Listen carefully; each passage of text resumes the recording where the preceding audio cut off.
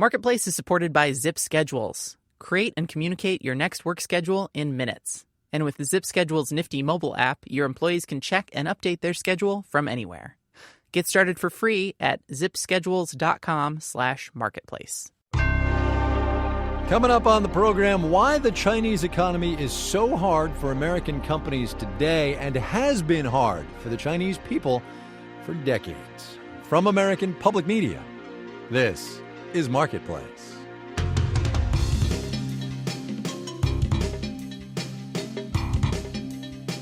In Los Angeles, I'm Kai Rizdal. Monday, the 1st of August. Today, good as always to have you with us, everybody. You can't quite say that China is the biggest untapped market in the world anymore. There has been plenty of tapping in the past 40 or so years, but it is still a really attractive business proposition, which explains why so many American companies have tried and are still trying to get a toehold there. Catch is that sometimes it works and sometimes it don't. Today's entry in the don't category is Uber. The company has sold its Chinese operations to its local rival, Didi Chuxing is that company's name, in return for a slice of its operations. So Uber comes out ahead. But this deal is an object lesson in how hard it is for American companies to thrive in that Chinese market. Marketplace's Annie Baxter gets us going. Uber has been trying to get a foothold in China since 2013. It's been subsidizing drivers and riders to try to scale up its business there and knock out competitors. That was costing it gobs of money. I never thought Uber was going to work in China. Rob Atkinson is president of the Information Technology and Innovation Foundation. He says foreign internet firms have had a hard time operating in China because the government favors homegrown competitors.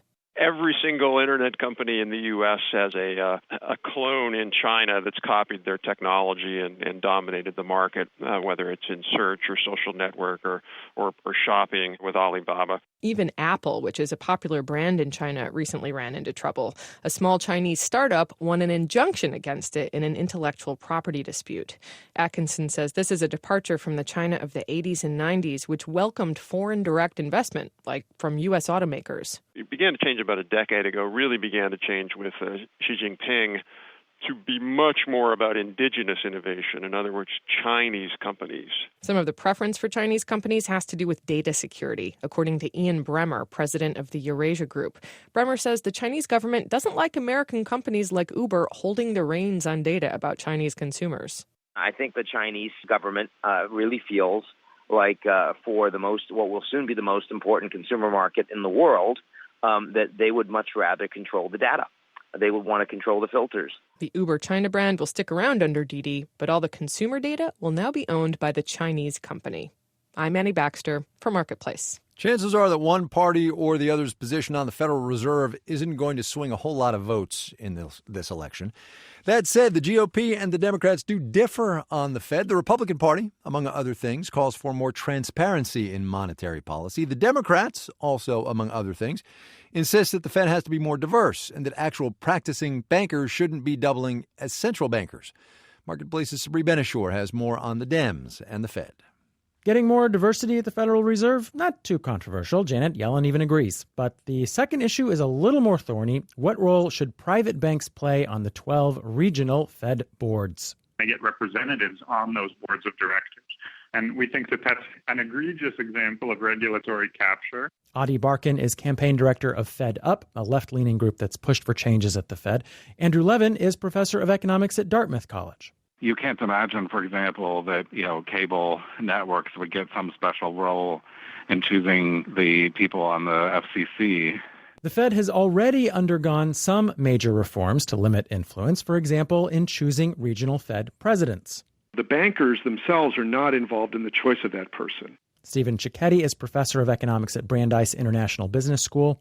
And that is the person who participates in the monetary policy discussions. That reform came out of Dodd-Frank. Lastly, he says regional Fed banks don't actually do any regulation of private banks. They don't even get to see the stuff. Chair Yellen herself has said that if the Fed were redesigned from scratch, it'd probably look pretty different now than it did at its creation 103 years ago, but it works pretty well. Cicchetti agrees. I don't see that anyone's been able to show that there's any harm or that there's been pressure that's been applied by the banks through their directors to the policy of the Federal Reserve. changing the structure of the Fed would require an act of Congress. In New York, I'm Sabri Benashur for Marketplace. Airlines have been doing all right lately. Summertime has brought a record number of passengers and with it record profits. So airlines are doing stock buybacks and distributing dividends to investors, yet analysts are not happy. Without trying to get too weedy here, there is a little thing with a clunky name. It's called unit revenue, which has not been quite so good. Marketplace's Ashley Milne-Tite explains. Carriers don't get all their revenue from fares. They get plenty from things like baggage and cancellation fees. So to know how well they're doing from passengers, you need to look at something called passenger revenue per available seat mile, another name for unit revenue. That gives you the most accurate look at how the airlines are now doing. And they're not doing as well as they were doing even 3 months ago. Joe Brancatelli runs joesentme.com, a website for business travelers. Cheaper fuel encouraged airlines to add flights, but he says they haven't attracted enough travelers. And what the airlines are beginning to tell us is that going forward, they will be cutting back again because they have too many empty seats, which should bring unit revenue up again. Robert Mann is an airline industry analyst. In the kind of economics 101 sense, if we saw a balance between the supply of airline seats and the demand for airline seats, we would see stable pricing. But he says it's tough to get it just right. Airlines don't have a crystal ball. Fuel prices fluctuate. They have to lock down costs months in advance. Then geopolitics can upend everything. And then cost-cutting rivals can come on the scene. Norwegian Air, WOW Air, which is an Icelandic-based carrier, both of whom are offering extremely low fares on the North Atlantic, cannibalizing some traditional fare demand and growing very fast. He says this won't affect U.S. airlines immediately, but it is yet another threat on the horizon. I'm Ashley Milne-Tite for Marketplace. Mostly calm on Wall Street today. Not quite a straight line from open to close, but close. We'll have the details when we do the numbers.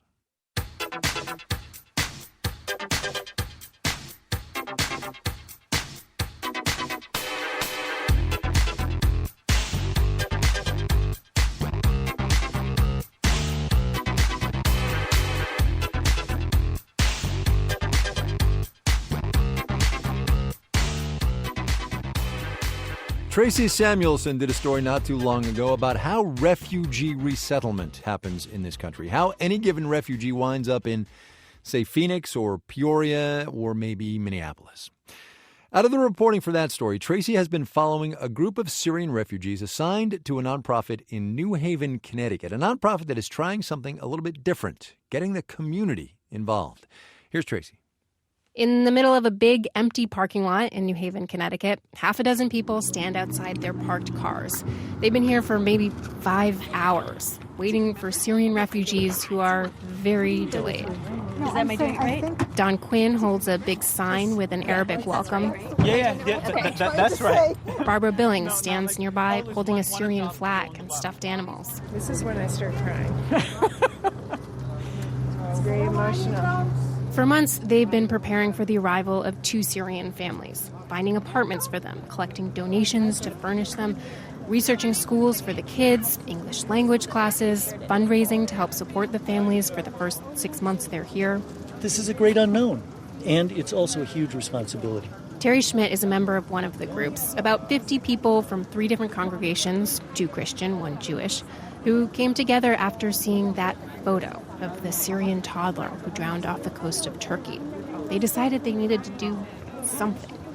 But he knows the road ahead isn't going to be easy. Our family has got 3 kids with a 4th one on the way. I'm scared. That intimidates me right off the bat. They don't speak our language. We have to help them navigate our culture because the object is success. Terry's group is working with a New Haven nonprofit called IRIS, Integrated Refugee and Immigrant Services. The group is taking over much of the work that the nonprofit staff would normally do. Last year, IRIS resettled 240 refugees. They're hoping to almost double that this year, and that the extra 200 refugees will be taken on by community groups like this one. What does this mean? Well, earlier in the day, Chris George, the director of IRIS, spoke to about 10 community groups in a day-long training. It means that other refugee resettlement agencies might replicate this model.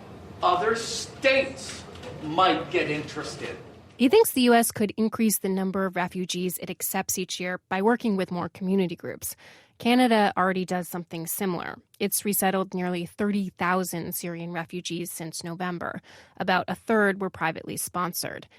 In the same time period, the U.S. resettled about 6,500 Syrians. Of course, not everyone wants to increase these numbers. Republican candidate Donald Trump opposes accepting refugees from Syria. More than 30 governors have also said they oppose settling Syrian refugees in their states because of security concerns. I think they're here. A big white van pulls into the parking lot, and then another a few minutes later. And the group, which had been loud and laughing and giddy with excitement a few minutes ago, they quiet down. So the two men come out first. Woman, two kids, baby girl in her arms. Welcome.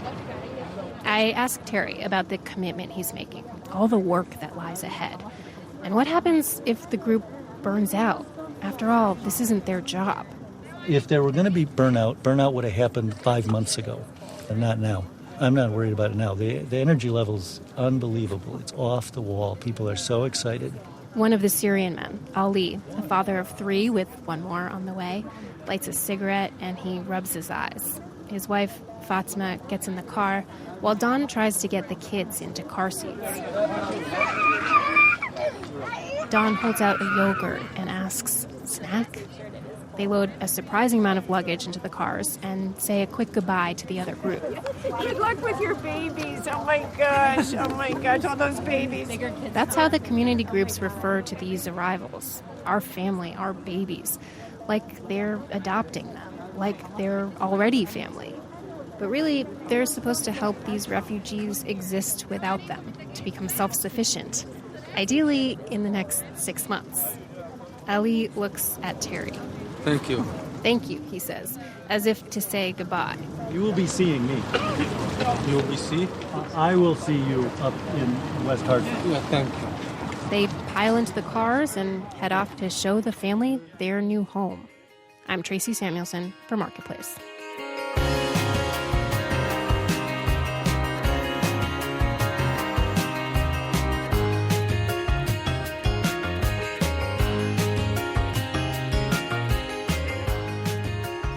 Coming up. I would say I tried a lot to hide what happened to my family. Family history and the changing Chinese economy. But first, let's do the numbers. The Dow Industrial is off 27 points today, about a 10%, 18,404. The Nasdaq boosted 22 points. That is up 0.4%, 5184. The S&P 500 down 2, a 10%, 2170. A glut is defined as an excessively abundant supply of something. That something is oil, again, down below $40 a barrel at one point today. Chevron thus slipped 3 3/10%. ExxonMobil shed 3 4/10%. BP off 2% today. Tesla Motors reached a deal to buy the solar panel company Solar City for $2.6 billion. We kind of knew it was coming, not a surprise. Investors, however, threw some shade. Tesla sputtered 2%. Solar City, shade, get it? Solar City burned 7 4/10%. Bonds down. Yield on the 10-year T-note up to 1.51%. You're listening to Marketplace. This Marketplace podcast is brought to you by Wonder Capital. What if I told you could help combat global climate change and make money at the same time? Introducing Wonder Capital, the leading online investment platform that allows individuals to invest in solar projects across the U.S. Wonder Capital says their solar investment funds allow you to earn up to 11% annually while diversifying your portfolio, curbing pollution, and combating global climate change. Best of all, Wonder Capital doesn't take any fees for investing your money. Thousands of users have already taken advantage of Wonder's platform.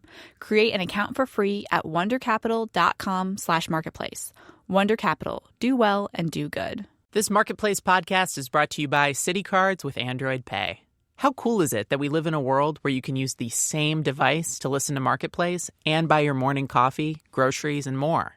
And did I mention it's a super fast way to pay? Just use your Citi Card with Android Pay at the register. Get in, get it, get going. Download the Android Pay app on Google Play or visit citi.com/AndroidPay to get started. Android Pay is available for eligible Citi consumer credit and debit cards. This is Marketplace. I'm Kai Rizdal. Insurance is by its very nature, and no matter how hard insurance companies crunch the numbers, it is a risky business. Car insurers collected more than $200 billion in premiums last year, but the business model has a looming blind spot: cars that don't need drivers. So insurance companies are doing what they can to mitigate the risk to their profits. Leslie Sissom is an editor at the Wall Street Journal. She wrote about this not too long ago. Leslie, welcome to the program. Thank you very much. Nice to be here. The numbers here are staggering, potentially, for the auto insurance industry. As much as an 80% drop in accidents as cars begin to drive themselves? That is the potential. Whether that actually comes about or when it comes about are very big questions. What is not really a question, though, is that when these accidents do stop happening, insurance companies are going to have to look at things and sort of reevaluate, right? That's right, because car insurance right now largely exists to pay out for wrecks. So if driverless cars live up to their potential and there are many fewer wrecks, then a lot of the reason for being is gone for the car insurance companies. Who exactly would be being insured here? Is it the companies creating the software code that the driverless cars would use? Is it the person who owns the driverless car? We don't know, do we? A lot of people assume that if accident frequency drops tremendously, that the car insurers would still be needed to pay for some damage to the cars. The issue arises, what if these driverless cars malfunction? Or what if the software is hacked? Thought is that you'd still need some kind of insurance. Would it be paid by the driver, or would the car companies and the other gear makers have to take on more product liability insurance to cover those events? Yeah, well, about that, State Farm is doing something really interesting.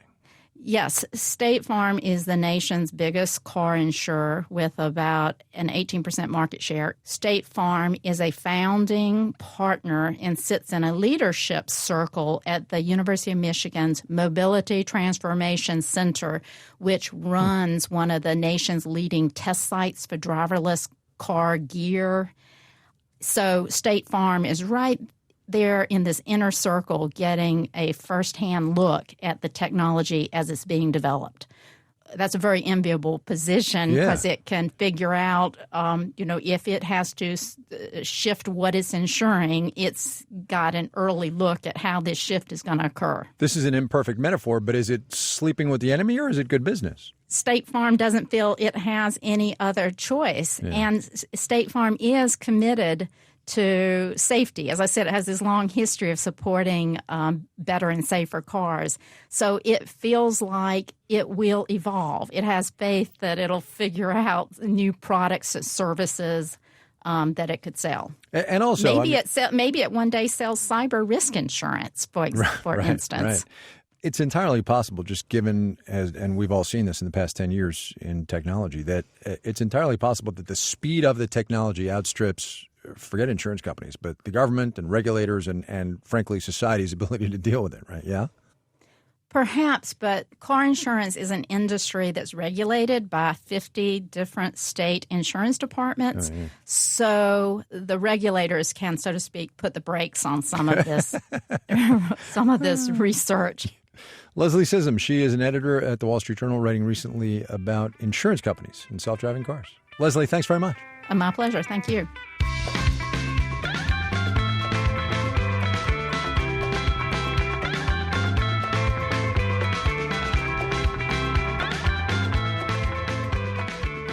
A couple of years ago, our China correspondent Rob Schmitz did a series called The Street of Eternal Happiness, stories of the people who live on that street in Shanghai.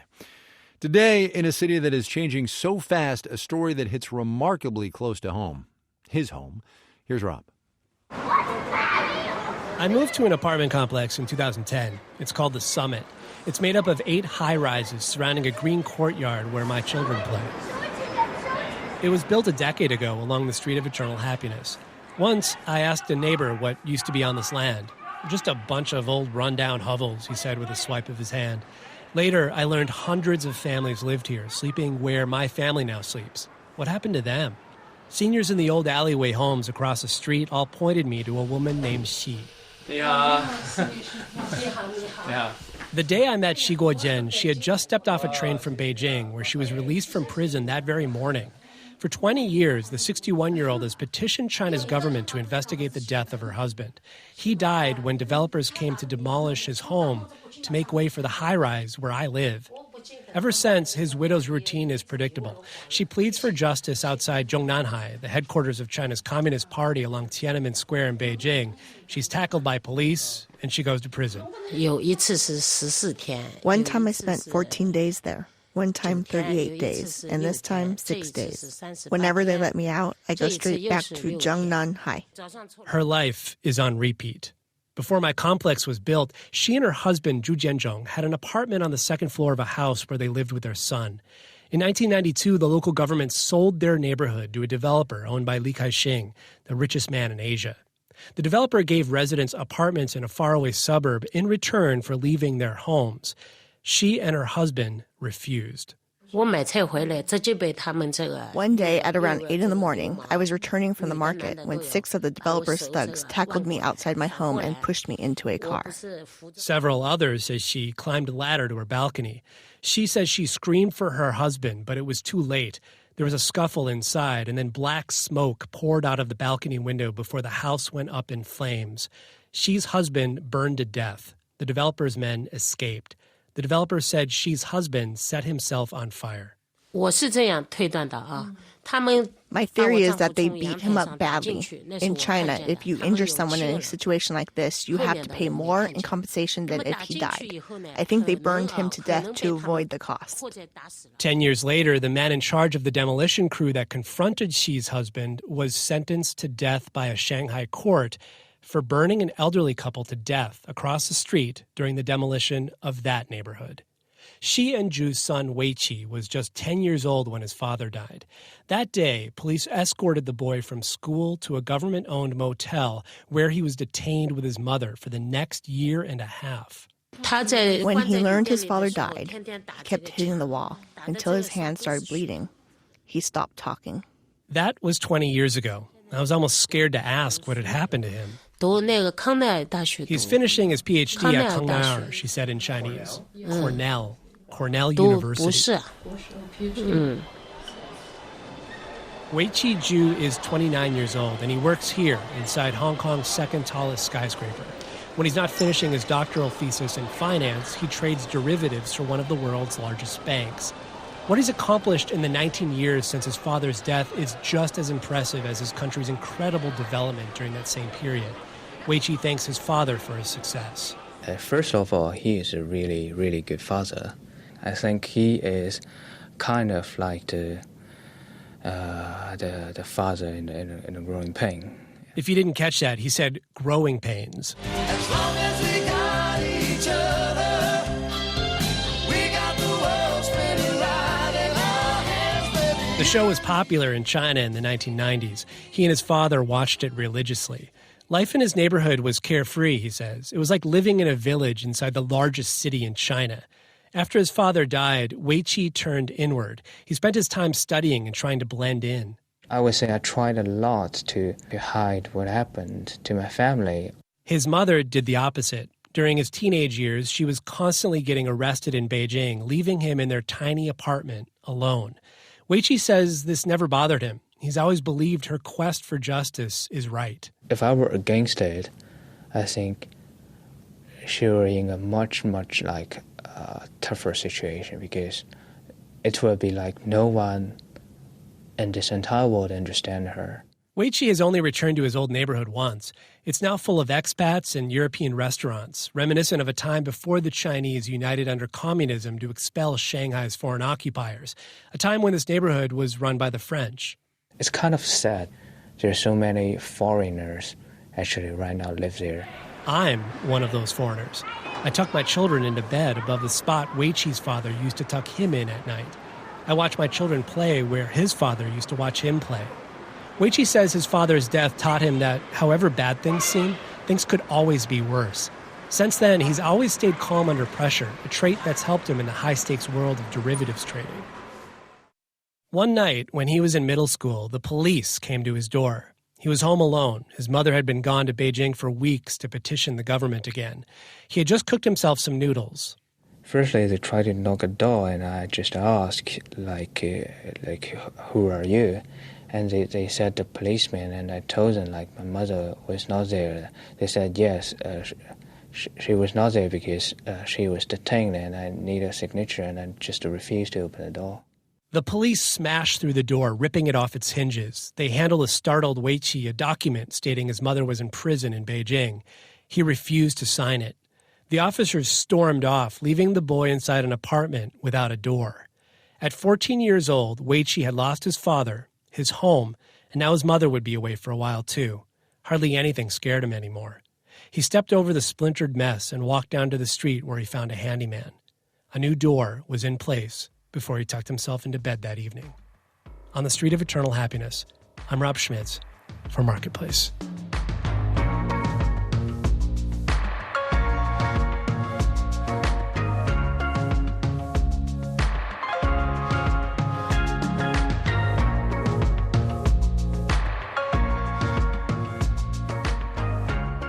This final note on the way out today, a pause perhaps before you head out to eat tonight. The Center for Science and the Public Interest is out with its annual Extreme Eating Awards. Way to shine the spotlight, shall we say, on some chain restaurants and how they might not be the best thing for your waistline. We've got a link on our website to the whole list. Here's my favorite. It's from Uno's Pizzeria, the Whole Hog Burger, it's called. It's got hamburger, sausage, bacon, prosciutto, pepperoni, and 4 kinds of cheese. It comes with fries and onion rings and 2,850 calories. That's like a whole day's plus allotment. Also, 6 days worth of sodium, almost 10,000 milligrams. So, eat up.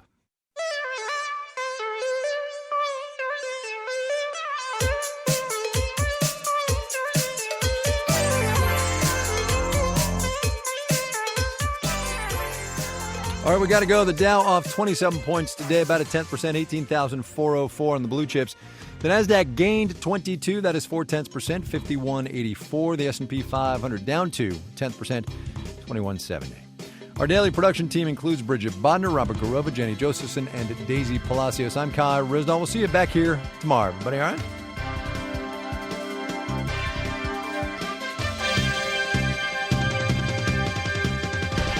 This is APM.